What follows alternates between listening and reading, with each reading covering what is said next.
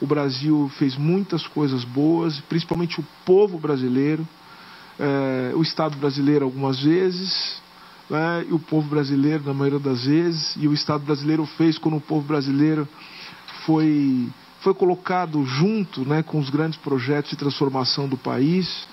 E nesse sentido nós precisávamos, além da retomada, além da reconstrução que está em curso agora, naquele momento a eleição não havia se definido, nós precisávamos avançar. Ou seja, precisamos fazer muito mais do que já fora feito antes. Nós precisamos caminhar para construir um país que nunca existira. E é essa a nossa ideia. Um país que pudesse lidar com as suas grandes mazelas, que pudesse lidar com o desafio do desenvolvimento, da desigualdade, portanto, um país que pudesse lidar com a aversão à democracia, a participação popular efetiva do povo brasileiro, que nós pudéssemos criar possibilidades para que isso acontecesse.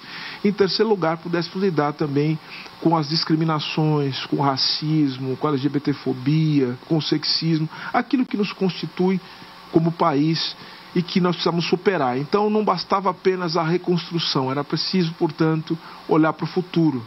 O Brasil precisa, portanto, começar a falar de futuro, de ser algo que ainda não foi.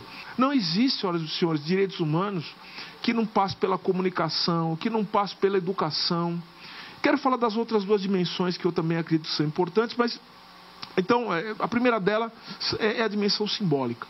Então hoje nós estamos aqui como parte fundamental dessa disputa simbólica, por isso que o orgulho é tão importante. Por isso que falar de orgulho é tão relevante para nós. Por isso que, como disse a secretária Similarra, é preciso que nós gostemos daquilo que somos.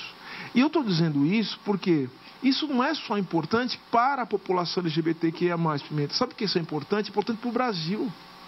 Nós, brasileiros, precisamos gostar de ser brasileiros.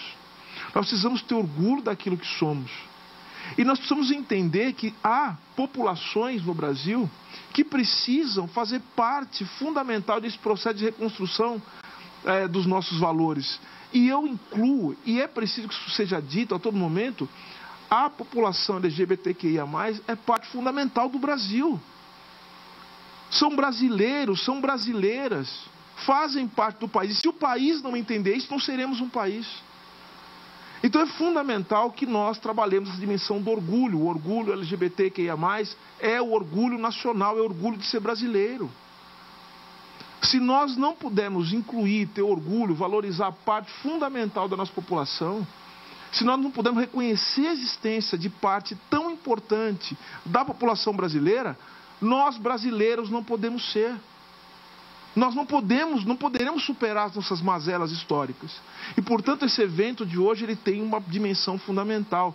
Iluminar o Palácio do Planalto é um ato fundamental e que revela uma dimensão ideológica e de resistência e de existência que, para as pessoas que sofrem, que são sistematicamente discriminadas, é algo central. Então nós não podemos descurar da dimensão ideológica, da dimensão simbólica, da dimensão da disputa pelos valores, da luta pela própria existência para anunciar essa existência diante do mundo. Então esse é um aspecto. O segundo aspecto é o aspecto político. O aspecto político, eu estou falando de política aqui como parte fundamental do processo de decisão sobre como o poder vai se organizar. Então a população LGBTQIA+, tem que participar de maneira central da construção das políticas públicas no Brasil. E nesse sentido, Janaína, eu louvo o Conselho Nacional dos Direitos das Pessoas LGBTQIA+, e que terão um papel fundamental na construção das políticas LGBTQIA+, e mais do que isso, na formação de pessoas que vão influir de maneira, de novo, decisiva nos rumos da política nacional, da política brasileira.